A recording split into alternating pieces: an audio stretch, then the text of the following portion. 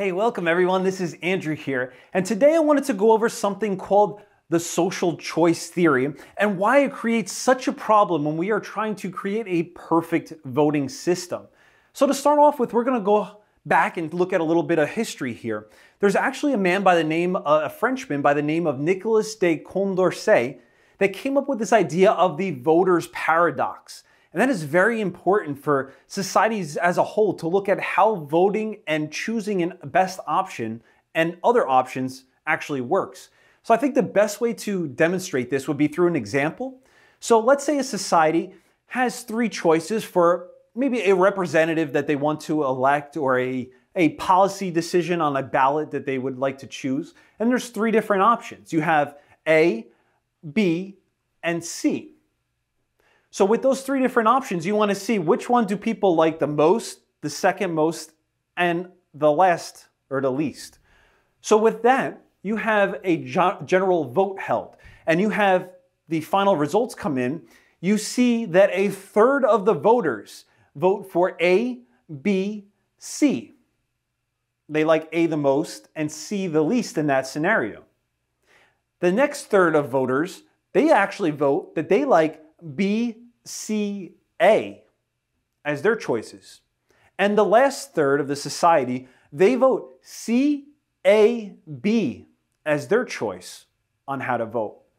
Now, here you can clearly see that A is favored with the most votes here to be the number one choice.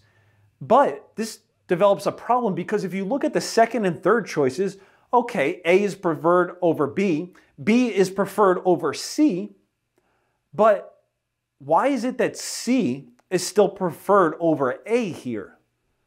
Doesn't that kind of interfere with that whole structure? You would think that B is greater than C, so A should be greater than C as well, and that is not the case by how the voting can happen. And this creates what is known as the voter's paradox that Nicolas de Condorcet came up with over 200 years ago. And there's a lot of different people that were looking into this and what can be done here to basically resolve this issue. And some people are saying that there may never be a perfect voting system that can accurately display an actual society's wants or choices when voting. There's something else here. You have Arrow's paradox that you can look at as well. But basically, this is the issue, and makes me wonder here, in the United States, we basically have a two-party system, and you have choice A or B. You don't even have that third choice. But what if people actually prefer the third choice after their top choice if it was just A and B? And you kind of have this issue where a lot of people feeling disenfranchised by their voting because the voting system is inherently flawed.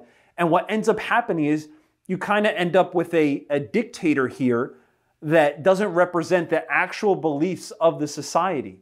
And this is something that has been researched many times. And since it's a paradox, nobody has really come up with a system that would be better able to develop society's wants into a voting system. I mean, can you come up with a better way that can resolve this issue that we outlined here? I don't know. But I just thought that was an interesting concept and something that was discussed in the past. And you can see how different societies around the world now are dealing with that issue. Thanks for watching.